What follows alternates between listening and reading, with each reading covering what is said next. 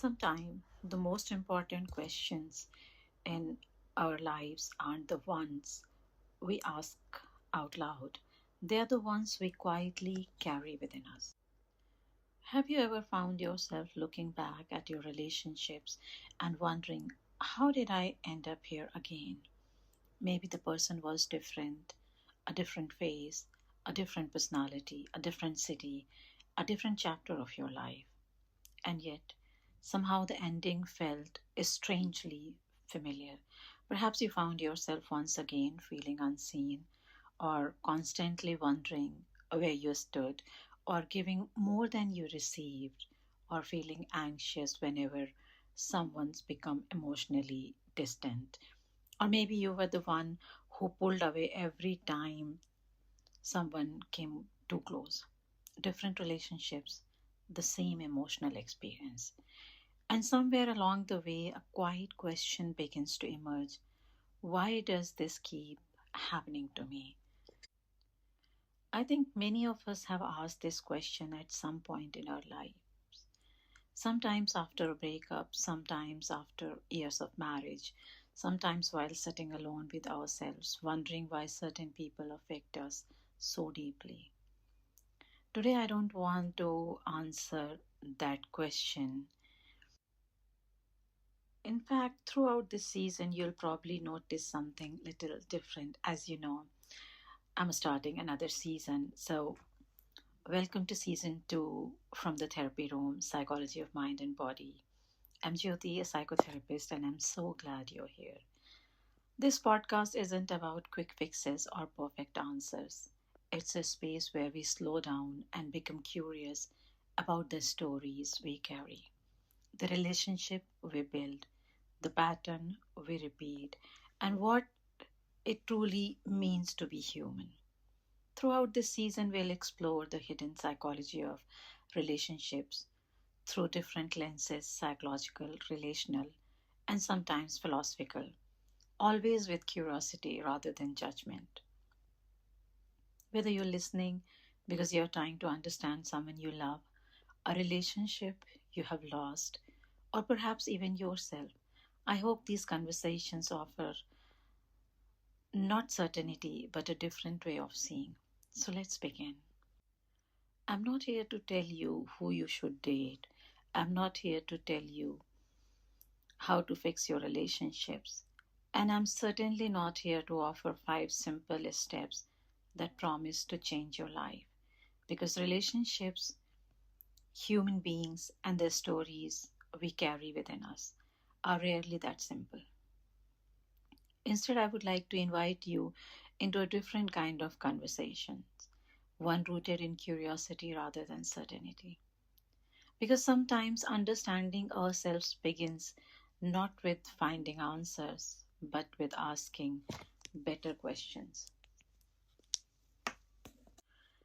This season is dedicated to something that quietly shapes almost every relationship we have, our inner world. We'll explore why we feel drawn towards certain people, why some relationships feel impossible to leave, why intimacy can feel comforting for one person and terrifying for another, why grief changes the way we love, why healing isn't always a straight line, and why sometimes the relationship we are trying to understand is not only the one in front of us, but the one we have unknowingly been having with ourselves for years. You know, a few weeks ago, I was speaking to someone, not in a formal therapy session, just during an ordinary conversation. At some point, she smiled, almost embarrassed, and said, I think I have a terrible luck with relationships. I asked her what she meant. She laughed softly and said, every relationship starts differently, but somehow I always end up feeling exactly the same. That sentence stayed with me, not because it was unusual, but because I have heard different versions of it so many times. Sometimes from clients, sometimes from friends, sometimes from colleagues. And if I'm being completely honest, sometimes even in conversation people have with themselves. Different stories, different lives, different relationships, yet the emotional landscape often feels surprisingly familiar. It makes me wonder, what if we aren't simply choosing different people? What if we are also carrying an invisible emotional pattern into every relationship we enter? Pattern we never consciously chose, pattern that may have begun long before we ever fell in love.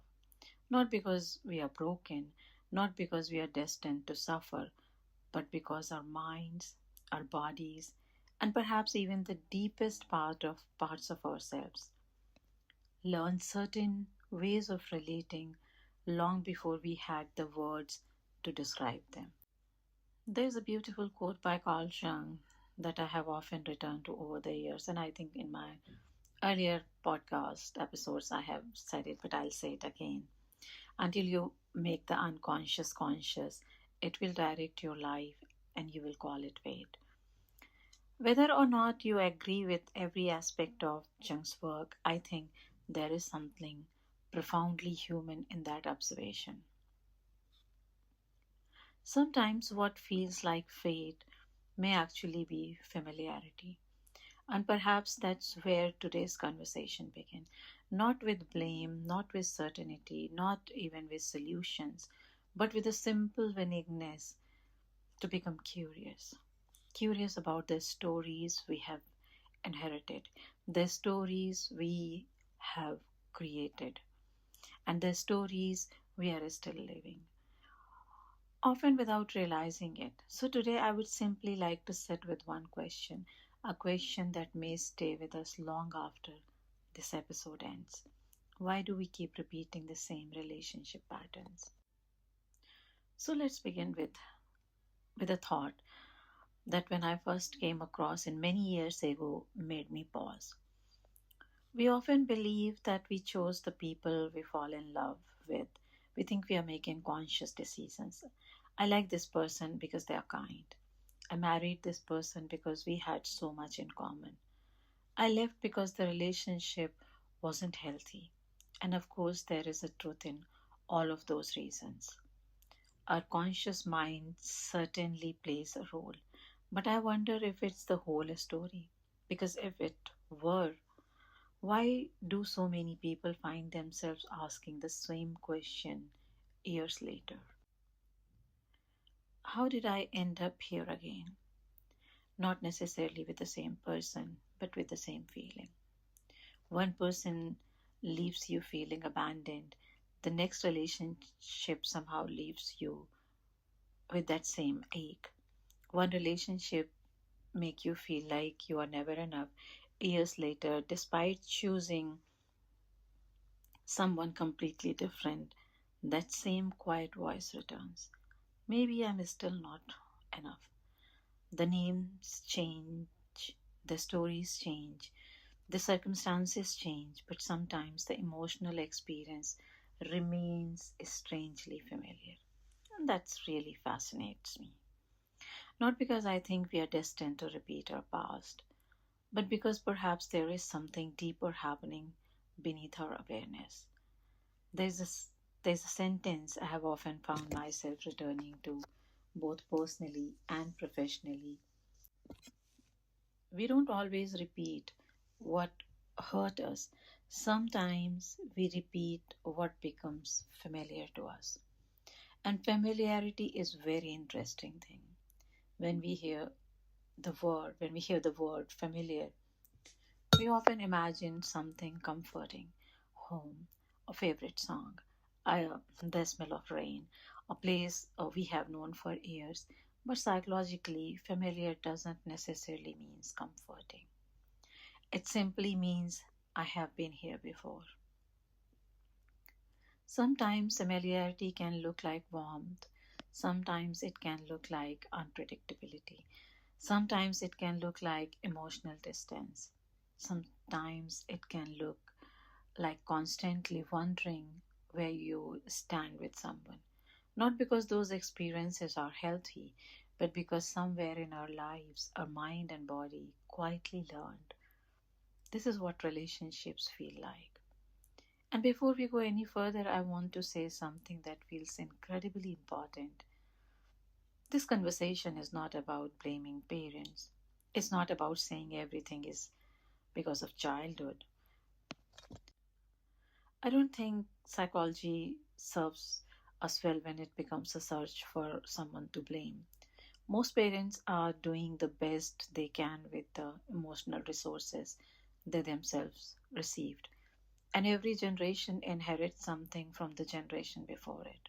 Sometimes love, sometimes resilience, sometimes silence, sometimes fear, sometimes emotional patterns that nobody intentionally passed on. Not because people are bad, but because human beings are wonderfully imperfect. Perhaps that's one of the most compassionate things psychology has taught us. We don't inherit only eye color or family traditions. Sometimes we inherit ways of relating, ways of protecting ourselves, ways of expressing love, ways of avoiding it, ways of staying close, ways of pulling away, and often without anyone ever teaching us those things directly. I remember speaking to someone who once said, I promised myself so many times that I would never end up in a relationship like my parents had. There was so much determination in her voice. She had watched years of conflict growing up, years of emotional distance, years of loneliness inside the same house. She was absolutely certain she would choose differently. But then she paused. She smiled in a way that held both sadness and understanding. And she said, sometimes I wonder if I have recreated the same emotional atmosphere, just with different furniture. This sentence stayed with me, not because it was hopeless, but because it captured something profoundly human. Sometimes we don't recreate the same events, we recreate the same emotional climate. The detail may be completely different. One partner may never raise their voice, another may be incredibly affectionate.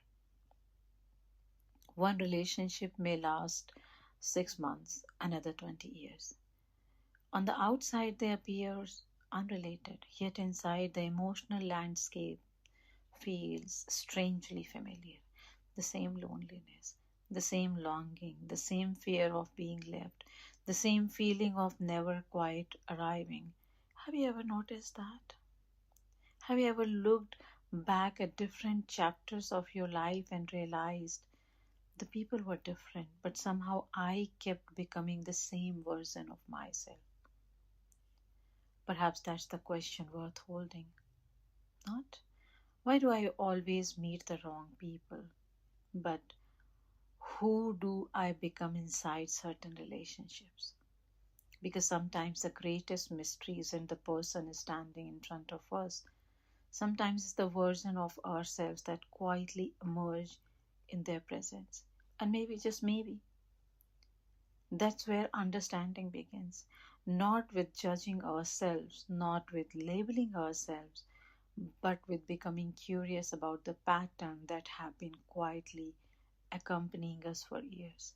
Not because they define us, but because they have a story.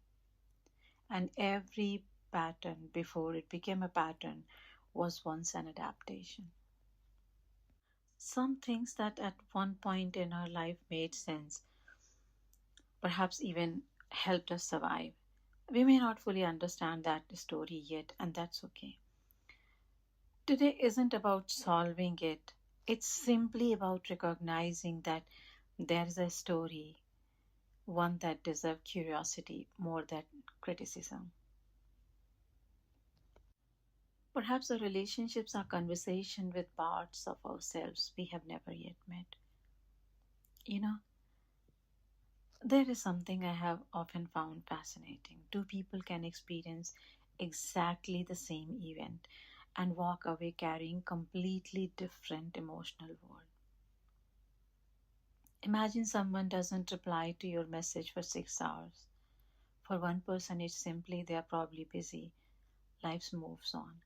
But for someone else, those same 6 hours can become a story. Did I do something wrong? Are they losing interest? Should I send another text? Maybe I'll am I too much? Or maybe I am too much?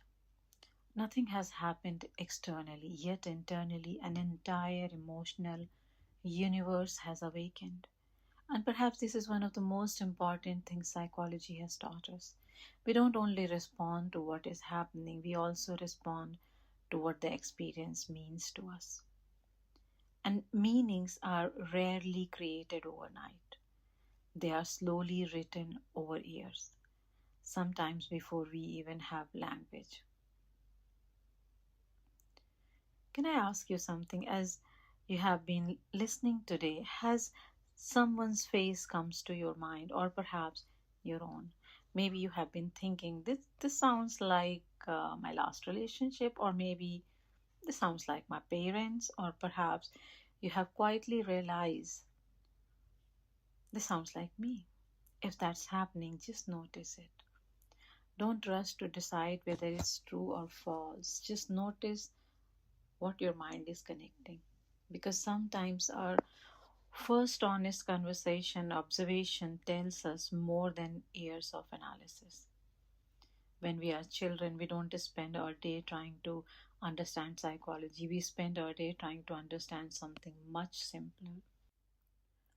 What do I need to do to stay connected? Not consciously, no child wakes up thinking that, but every child is constantly learning. They learn, is the word safe? Will someone come when I cry? Is it okay to need people? Do my feelings matter? Can I make mistake and still be loved? Or do I need to become quieter, kinder, stronger, less emotional, less needy, more perfect? Children rarely ask these questions with words. Their nervous system asks them long before their minds do. And perhaps that's one of the reasons childhood remains so psychologically significant. Not because everything happened there, but because that's where many of our first emotional maps were quietly drawn. Our minds are fascinating. We can ignore 10 people who appreciates us and spend an entire weekend wondering why one person used a full stop instead of smiley emojis. I sometimes imagine it like learning a language. If you grew up learning Hindi, you didn't sit down with a grammar book, you absorbed it without trying. Relationships are similar. You absorb them. How conflict is handled, how affection is expressed, whether silence feels peaceful or frightening, whether saying I need you feels natural or impossible. Long before we know the language of psychology, we have already become fluent in the emotional language of our home. Carl Rogers, one of the famous psychologists whose work has always touched me deeply, believed that human beings naturally move toward growth when they are met with genuineness, empathy, and acceptance. I often think about that because because perhaps healing doesn't begin when someone finally tells us who we are. Perhaps it begins when we finally feel safe enough to discover who we are. And maybe that's why relationships affect us so deeply. They don't simply reveal another person, sometimes they reveal part of ourselves we have spent years trying not to meet. I remember a conversation with someone who said, whenever someone genuinely loves me, I become uncomfortable. At first glance, it sounded contradictory. Isn't love what we are looking for?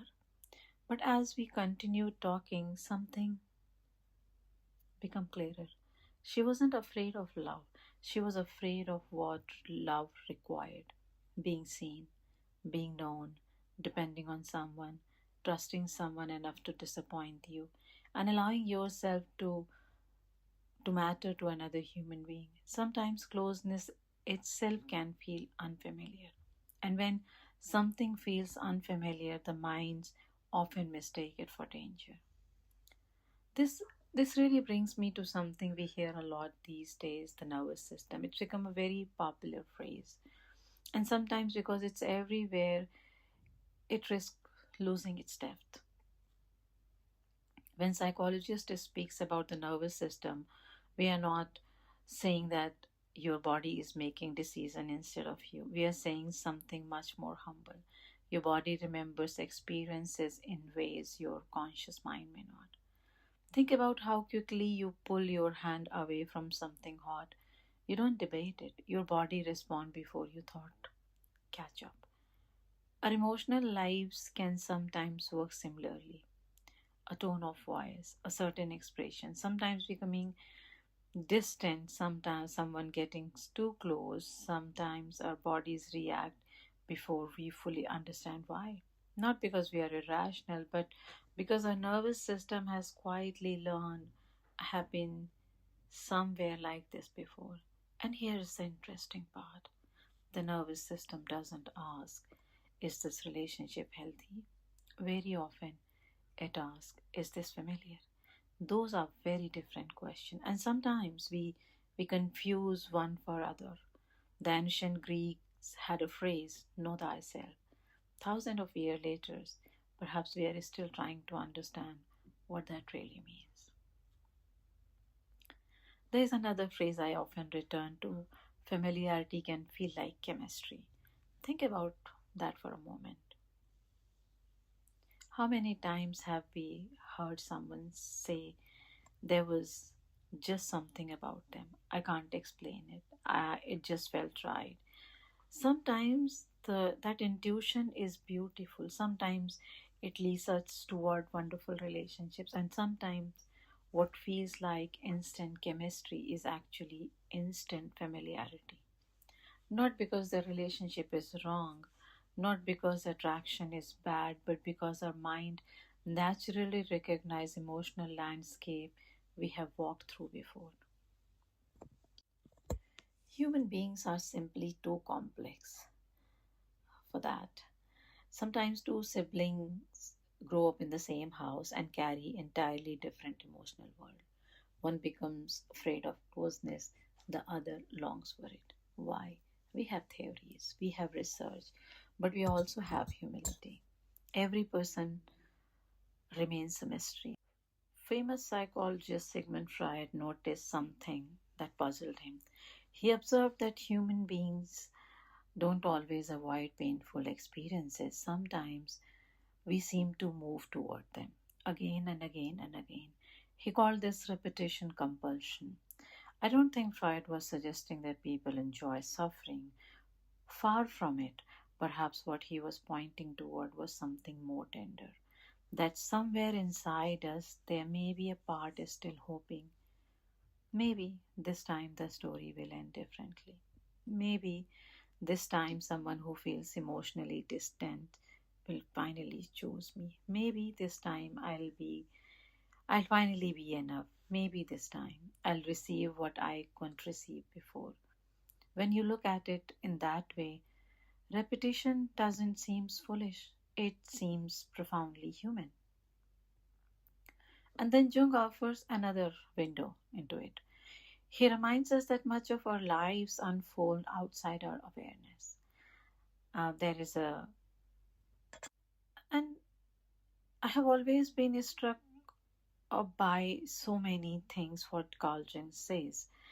And uh, like uh, like earlier, I have mentioned a quote that until you make the unconscious conscious, it will direct your life, and you'll call it fate. I mean, I know that I'm repeating it, and I've always been really struck by this sentence because how often do we hear people say, maybe I'm just unlucky in love, or maybe this is just my fate? Perhaps sometimes what looks like fate is simply a pattern we haven't yet noticed. Jung also spoke about projection, the idea that we sometimes see in another person not only who they are, but also our own hopes, our fears, our unfinished longing. Have you ever met someone and within days felt as though you knew them deeply? Sometimes we do, and sometimes we are filling in the space with our own imagination. Not because we are naive, but because every human being meets the world through the lens of their own inner life. One of the things that has humbled me most, both as psychotherapist and simply as another human being, is this: we rarely enter relationship as blank pages. We bring our history, our disappointments, our longing, our hopes, our protective strategies, our fear of being too much or not enough. Sometimes we even bring promises we have silently made to ourselves. I will never let anyone hurt me again. I will never depend on anyone. I'll always keep everyone happy. I will leave before they leave me. And these promises often makes perfect sense. At some point they protected us. The question isn't whether they are good or bad. The question is whether we still know we are carrying them. Because what remains unconscious often begins quietly shaping our choices. And perhaps that's why different relationship can sometimes evoke the same emotions. Not because every partner is same, not because people ever change, but because we don't enter relationship only with another person, we also enter with our memories, our expectations, our body, our imagination, and every relationship becomes in some way a meeting between two histories, not just two people. And if that's true, perhaps the question isn't why do I keep meeting the same kind of person? Perhaps another question slowly begins to emerge. Which part of me keeps recognizing something in these relationships? Not to blame ourselves, not to shame ourselves, not to, but to, sorry, become curious. Because every pattern, no matter how painful, once had a purpose. And before we rush to change it, perhaps we first need to understand the story it has been trying to tell. And perhaps the question was never what's wrong with me. As we have been talking today, I wonder if you have noticed something. We begin with question, why does this keep happening to me? And slowly, almost without realizing it, the question has started changing. Perhaps that's what psychology does at its best. It doesn't always give us new answers. Sometimes it gives us new questions because every question opens a different door. If I ask what's wrong with me, I'll probably spend years looking for flaws. But if I ask what has shaped me, an entirely different conversation begins. One that is often gentler, more compassionate, and perhaps more honest. I think one of the greatest gifts psychology has given us isn't explanation, is curiosity. Curiosity asks, I wonder why this makes so much sense to me instead of why am I like this. Those may sound familiar, but emotionally they are worlds apart. One carries judgment, the other carries understanding. Sometimes people ask me, do people even really change? It's such an interesting question because I don't think human beings change in dramatic way move movies often portray. One conversation rarely transform a life. One insight rarely change a relationship. One look rarely rewrite a childhood. Human beings are much quieter than that. Change often begins long before anything looks different on the outside. Sometimes it begins with noticing, really noticing, noticing the moment your heart begins racing, noticing the stories your mind immediately creates, noticing the version of yourself that appears when you are afraid of losing someone, noticing how quickly you apologize or withdraw or become silent or being proving your worth, not to stop yourself, not to fix yourself, simply to notice. Because perhaps awareness isn't the destination, perhaps awareness is the beginning of a relationship with ourselves. There's something else I have been thinking about recently. We often speak about finding the right relationship, and of course, healthy relationship matters deeply. But I sometimes wonder what if one of the most important relationship we ever have is with our own inner world. Not because we should become self focused, but because wherever we go, our inner world quietly comes with us. It enters every friendship, every marriage, every goodbye, every beginning, every hope, every disappointment. We can change cities, career, partners, even countries, but unless we become curious about the stories we are carrying, those stories often continue traveling with us. There's a line by poet Rainer Maria Rilke that has stayed with me for years. Be patient toward all that is unsolved in your heart. I love that line because it doesn't ask us to solve ourselves, it asks to stay with ourselves patiently, curiously, tenderly. Perhaps that's harder, and perhaps that's also where something meaningful begins. Sometimes think psychology has become little too quick to categorize people. Label can be incredibly helpful, but they should never become more important than the person sitting in front of us. Carl Rogers once wrote that the curious paradox is that when I accept myself just as I am, then I can change. I have always found that idea deeply moving because acceptance is often misunderstood. Acceptance isn't giving up, it isn't saying this is who I am and nothing can ever change. Acceptance is saying this is where I find myself today, without pretending, without hiding, without attacking ourselves for being human. And strangely enough, that honest place often become the beginning of movement, not because we are forcing ourselves to change, but because we are no longer spending all of our energy fighting ourselves. So perhaps instead of asking why do I keep repeating the same relationship pattern, we might begin holding a different question. What have these patterns been trying to protect? Not because every pattern should remain, not because every relationship should continue, but because every protective strategy at some point had a reason for existing. Sometimes that little child within us discovered, if I have become perfect, maybe I'll be loved. Someone else learned, if I never need anyone, no one can disappoint one. Someone else concluded, if I keep everyone's happy, maybe they'll stay. These weren't conscious decisions, they were intelligence adaptations. They helped us survive emotionally, and survival deserve respect, even when years later it no longer serves us.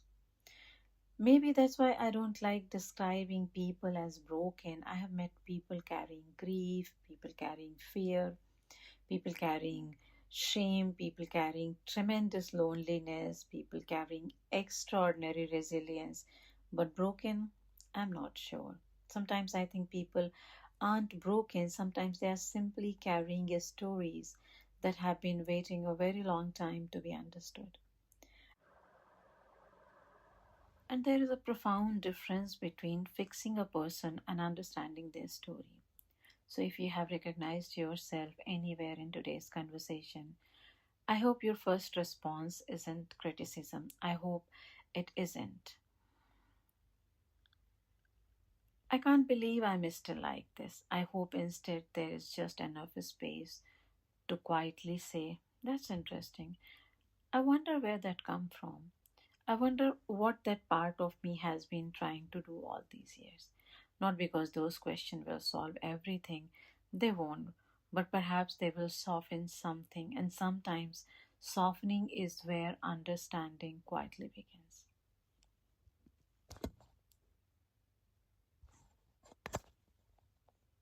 Maybe that's all we are gently doing today, not solving the mystery, simply looking at it with kinder eyes. One of the privilege of my work is that people allow me to witness parts of their lives they rarely show anyone else. And over the years, I have realized something. Underneath every different story, many of us are asking surprisingly similar question. Put it in a different way, perhaps our patterns are not our destiny. When we begin noticing patterns in our lives, it's very tempting to ask, so what do I do now? I understand that question. Perhaps because all of us, in one way or another, long for certainty.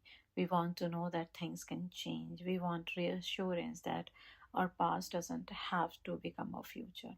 We want someone to tell us that if we understand ourselves deeply enough, we'll never struggle again. But I don't think that's how human that's how being human works. Life has a beautiful way of humbling us. Just when we think we have understood ourselves completely, another experience reveals a part of us we hadn't met before. And strangely, I don't find that discouraging anymore. I find it deeply human. Perhaps we are not meant to arrive at some final version of ourselves. Perhaps we are meant to keep discovering ourselves again and again and again, not because we are failing, but because we are alive. One of the things that I have learned both through psychology and through life itself is that awareness is rarely dramatic. It doesn't usually arrive with loud music and life changing moment. More often, it arrives quietly in the middle of an ordinary conversation, while driving home, while sitting alone with a cup of tea, or perhaps while listening to a podcast like this. And a single sentence stays with you. You don't even know why. Days later, it gently returns, and somehow, without realizing it, you begin looking at your life just a little differently. I think that's enough. Sometimes more than enough. If there is one idea I would love you to carry from today's episode is this: pattern are learned, not because someone wanted you to suffer, not because you were destined to repeat them, but because every human being learns how to love, how to protect themselves, how to trust, how to withdraw, and through the experiences that shape them. And what is learned can also continue to evolve. Not overnight, not through pressure, not because someone tells us to, but because human beings are remarkably capable of growing when they begin to understand themselves with honesty and compassion. Not perfectly, but gradually. There's another thought I would like to leave with you. Sometimes we spend years trying to become a different person. Perhaps the deeper invitation is not to become someone else, but to become more fully ourselves. Not to not the self shaped only by fear or only by old wounds, but the self that has always existed beneath them. The one that still longs to love, to belong, to trust, to feel at home within relationship and perhaps within ourselves. Earlier today, I asked, why does this keep happening to me? Maybe we don't have a complete answer. Maybe we never will. Human beings are far too complex for simple explanation, but perhaps today the question has softened. Perhaps it has become, I wonder what this pattern has been trying to show me. Or maybe I wonder what story I have been trying for all these years. And sometimes a softer questions open a deeper conversation. As we continue this season together, we are going to explore many of these invisible landscapes. Before we end today's episode, I would like to leave you with a quote that feels fitting for today's conversation.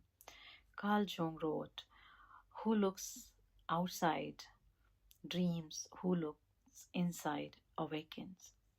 Whether we agree with every idea Jung proposes isn't really the point. What touches me about those words is the invitation not to judge ourselves, not to analyze every moment, but simply to turn inward with curiosity. Because perhaps the most meaningful relationship we will ever build isn't with only with another person. Perhaps it's with a part of ourselves we have spent a lifetime trying to understand. Thank you for spending this time with me. This has been from the Therapy Room, Psychology of Mind and Body. And if today's conversation resonated with you, don't rush to find the answer. Instead, perhaps carry one question with you this week: what feels familiar to me and why? You don't have to answer it today, just notice what comes. Sometimes the most meaningful conversation don't end when the podcast ends. Sometimes they just begin there. If you enjoyed today's episode and you know someone who's ever found themselves asking, why does this keep happening to me? Perhaps share this conversation with them. Not because we have answers, but because sometimes, knowing we are not the only one asking the question is a comforting place to begin. Perhaps healing isn't becoming someone new.